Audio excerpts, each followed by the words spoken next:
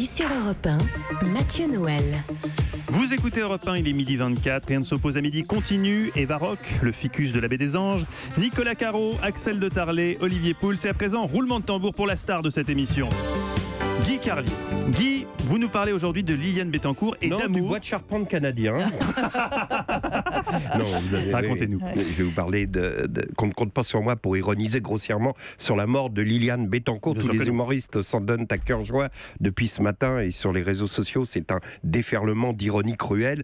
Le plus délicat n'étant sûrement pas ce dessin la représentant au-dessus d'une petite mare avec la mention Rest in Peace. Si j'ai envie d'associer Liliane Bettencourt au mot amour, c'est que pendant toutes ces années où l'on a parlé d'elle, jamais on n'a prononcé ce mot. C'est sûrement pas d'amour dont lui parlait Sarkozy ou Éric Woerth lorsqu'il lui rendait visite. Ce n'est pas d'amour dont lui parlait François-Marie Bagné, dont la seule phrase, la phrase la plus affectueuse qui lui ait jamais dite, c'est « S'il vous plaît Liliane, ne mettez pas d'ordre pour le chèque, je me débrouillerai ». Et depuis qu'on a appris sa mort, ça continue. Sa fille a publié hier le communiqué suivant. Liliane Bettencourt est décédée cette nuit à son domicile. Mon mari, Jean-Pierre Meyers, et nos enfants, Jean-Victor et Nicolas, partageons ensemble une infinie tristesse. Là, tu dis, tiens, ils sont tristes, elle va enfin parler d'amour. Juste après, elle enchaîne, dans ce douloureux moment, je tiens à rappeler notre entier attachement et notre fidélité à L'Oréal et à renouveler toute ma confiance à son président, Jean-Paul Agon. Ah la vache, l'épitaphe, vous avez bien entendu.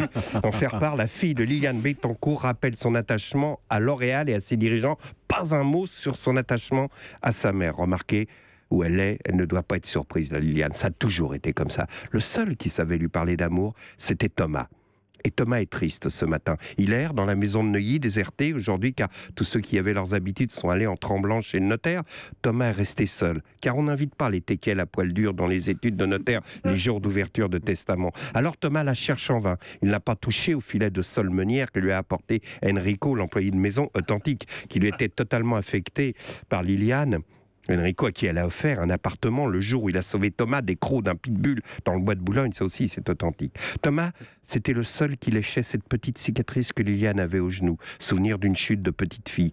Aucun être humain ne s'est jamais intéressé à la petite cicatrice au genou de Liliane Bettencourt. Ce soir, France 3 bouleverse ses programmes pour diffuser le documentaire de Gérard Miller qui est consacré à Liliane. Il n'y est pas question d'amour. À propos, je voudrais souligner la réactivité du service public qui bouleverse ses programmes le lendemain de la mort de Liliane Bettencourt, alors qu'il a fallu une pétition sur Internet pour qu'il consente à diffuser un film de Claude Rich quand ce dernier nous quitta. France Télévisions, la pipolerie friquée passe aussi avant la création artistique. Donc la plus belle histoire d'amour de Liliane, c'est Thomas.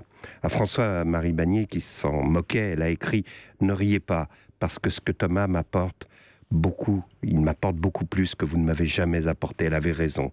Pour paraphraser des proches, je dirais qu'il y avait beaucoup plus d'amour dans l'œil du chien Thomas quand il remuait la queue en regardant Liliane Bettencourt que dans la queue de François-Marie Bagné quand il déchiffrait le montant de ses chèques. Merci beaucoup, Guy.